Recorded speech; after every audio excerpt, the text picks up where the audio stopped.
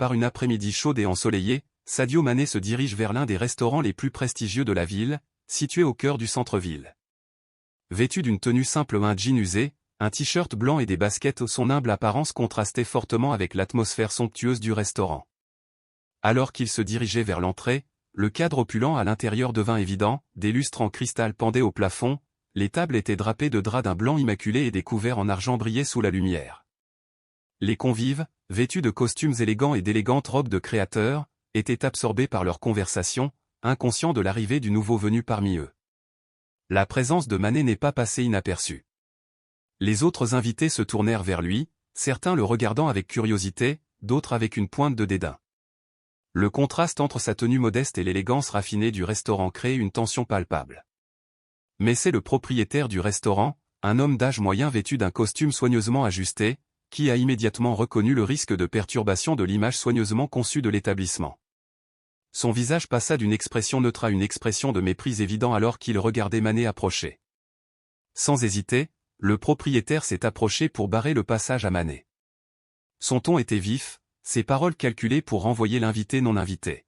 « Excusez-moi, monsieur, puis-je vous aider ?» demanda-t-il, sa voix ayant un ton indéniable, signalant que ce n'était pas l'accueil qu'un invité, quel que soit son statut, recevrait normalement. Mané, toujours posé, l'accueillit avec un sourire poli et répondit « Bon après-midi. Je voudrais une table pour le dîner, s'il vous plaît. » Le regard du propriétaire parcourut la tenue vestimentaire de Mané avec une nette désapprobation. Il ricana légèrement avant de répondre par un hochement de tête dédaigneux. « Je suis désolé, mais nous sommes complets ce soir », a-t-il menti, malgré les plusieurs tables vacantes disséminées dans le restaurant qui étaient bien visibles. Mané, toujours calme et inébranlable, fit un signe de tête en direction d'une table vide. « Je vois qu'il y a des tables disponibles. Puis-je m'asseoir sur l'une d'elles ?» L'irritation du propriétaire commença à se manifester, son attitude devenant plus hostile. « Ces tables sont réservées, » a-t-il lancé, la voix débordante de condescendance. « Je vous suggère de trouver un endroit plus approprié pour quelqu'un comme vous. » Les convives à proximité échangèrent des regards inconfortables, certains semblant approuver le traitement réservé aux propriétaires, tandis que d'autres semblaient visiblement perturbés par cette discrimination flagrante.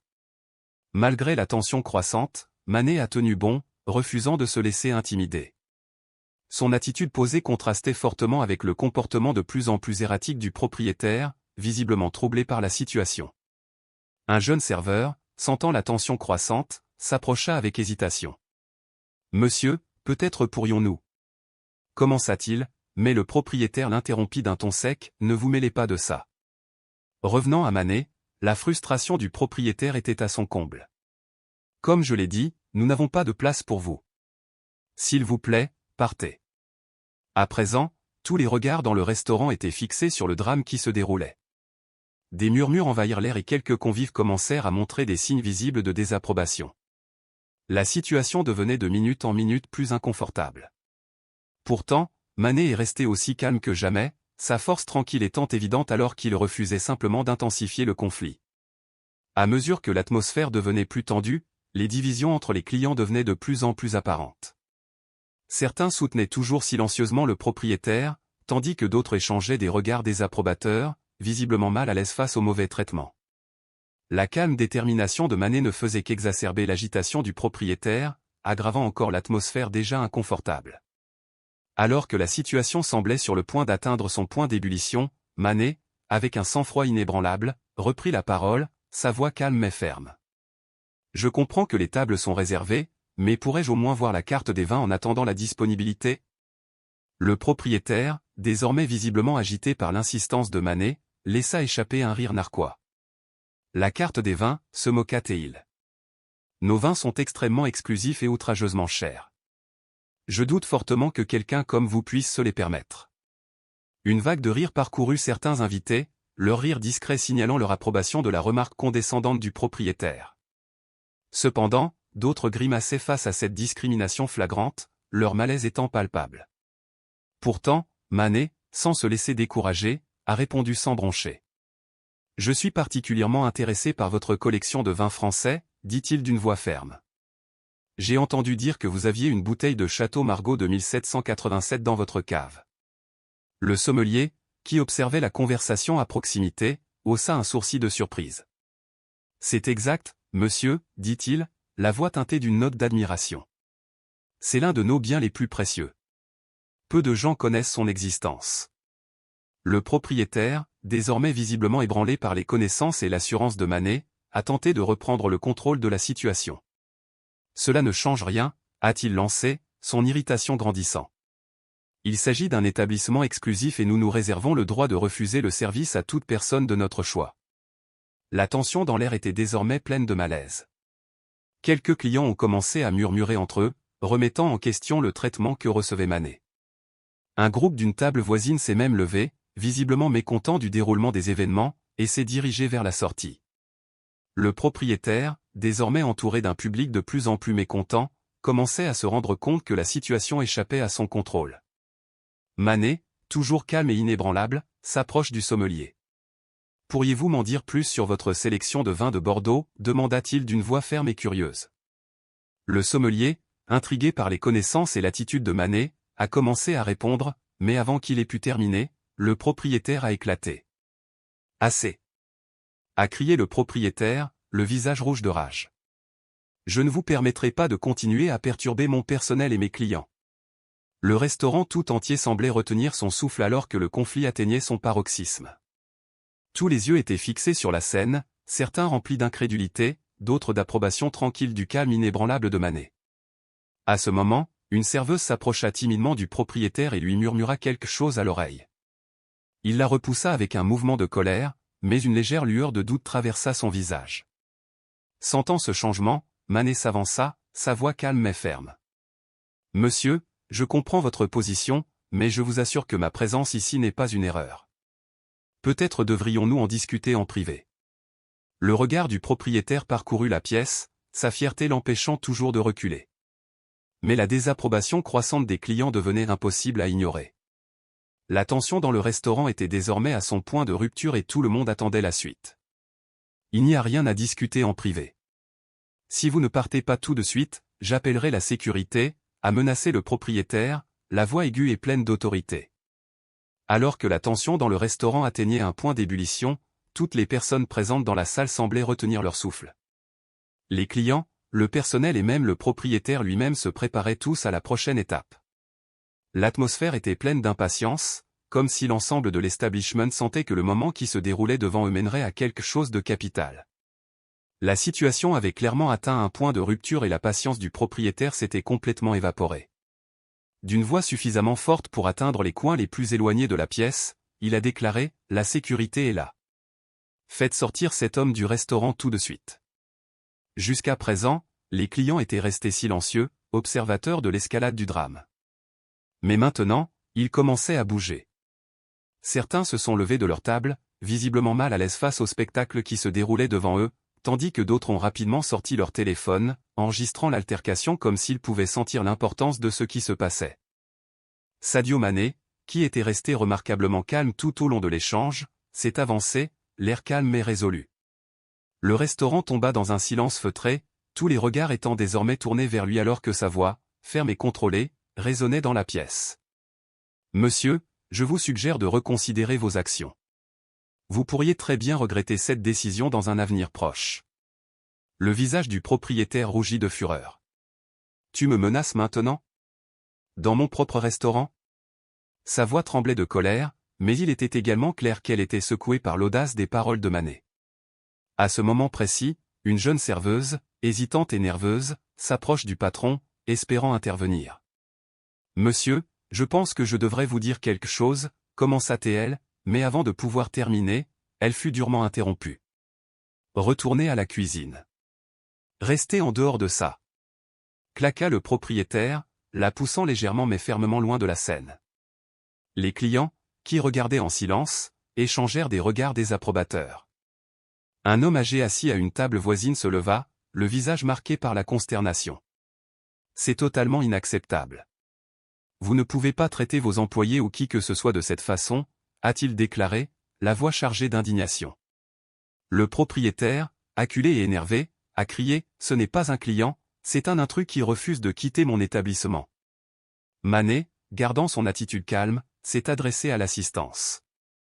Je m'excuse sincèrement pour cette situation inconfortable. Je n'ai jamais eu l'intention de créer du désordre, a-t-il déclaré d'un ton sincère. Plusieurs clients, visiblement émus par sa réponse posée, ont commencé à prendre sa défense. Une femme, d'une voix inébranlable, a fait remarquer, le seul qui cause des problèmes ici, c'est le propriétaire.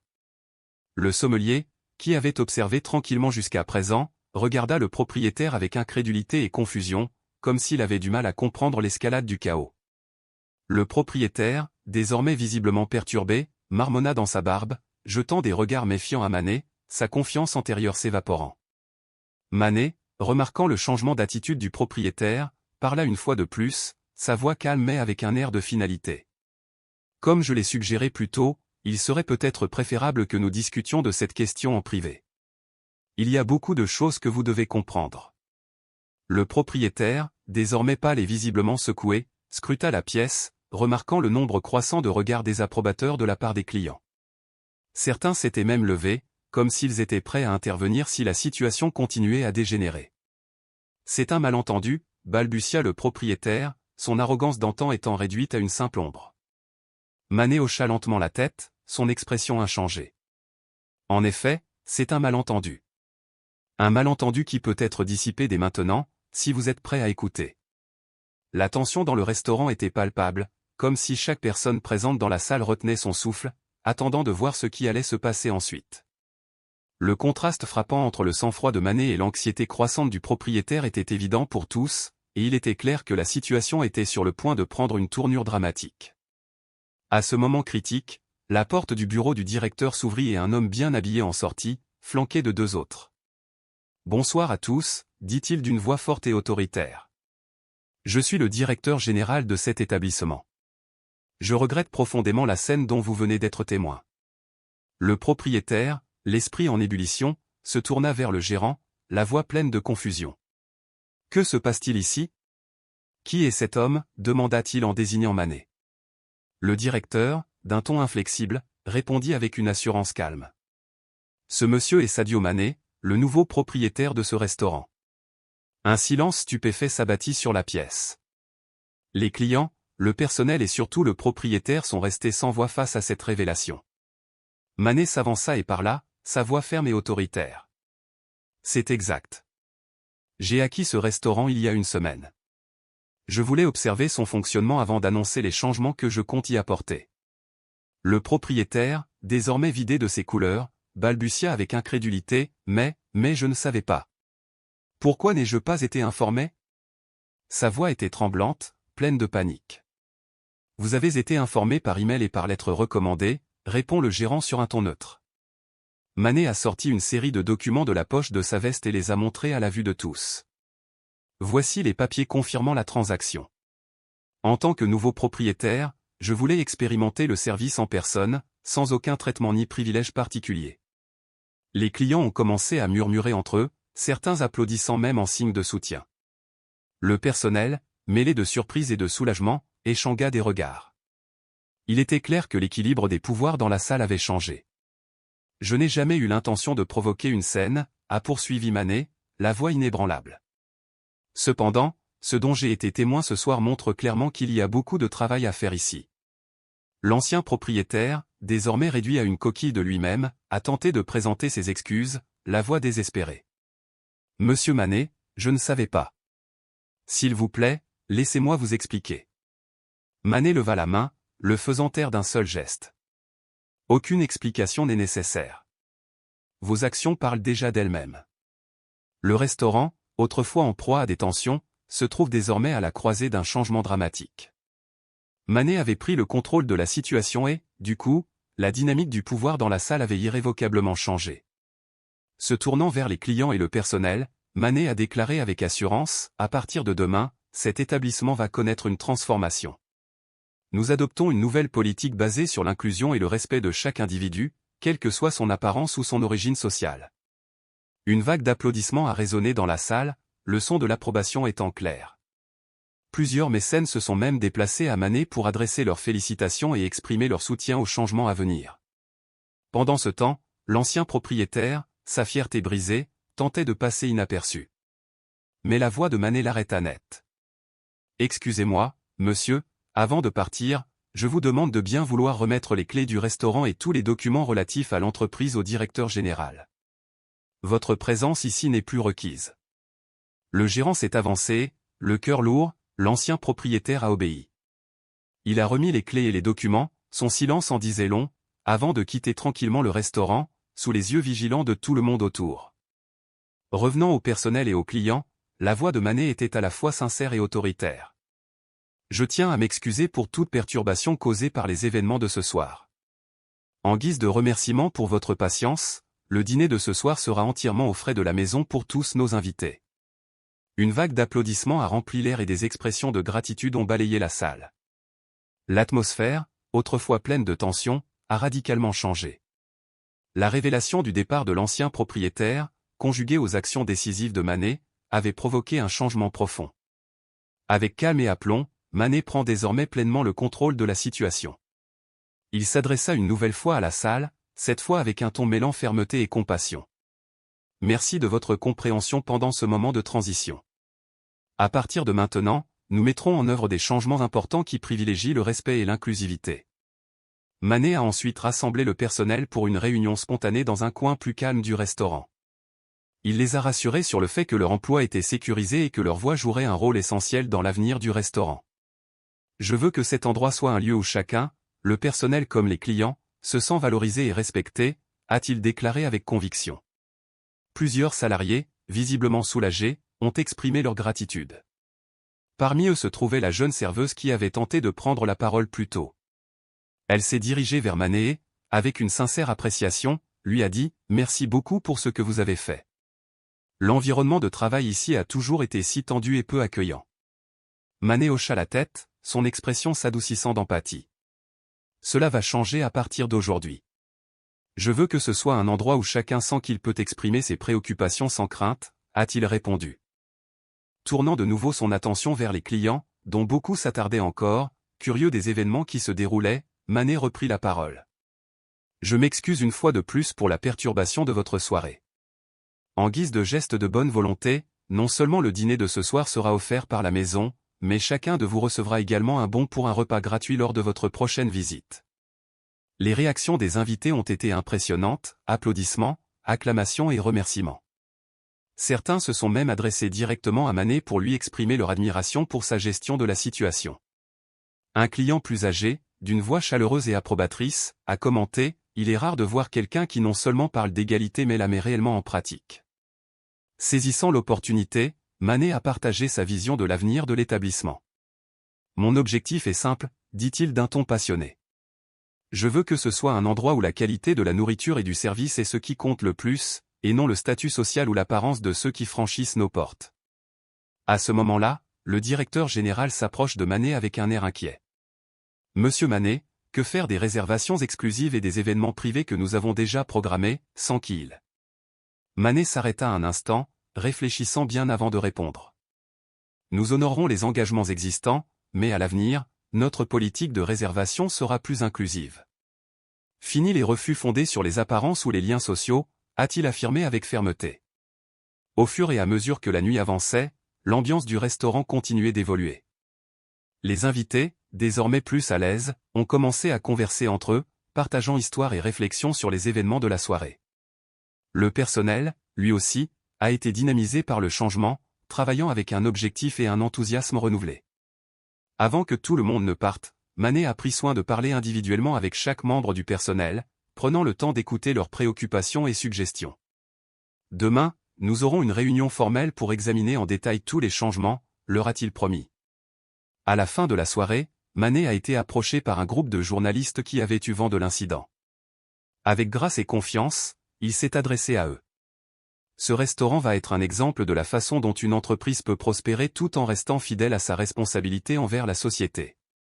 Ici, tout le monde est le bienvenu, peu importe qui il est ou d'où il vient. » La nouvelle s'est rapidement répandue sur les réseaux sociaux, de nombreux médias locaux félicitant Manet pour ses actions, en mettant l'accent sur son engagement en faveur de l'égalité et du respect.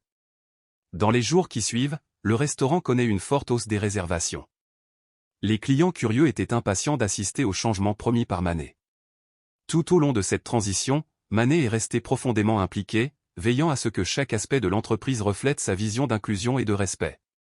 Avez-vous été choqué ou inspiré par ce que vous venez de voir? Partagez vos réflexions dans les commentaires ci-dessous. Et si cette histoire vous a touché, n'oubliez pas d'aimer et de vous abonner pour d'autres histoires inoubliables. À la prochaine fois.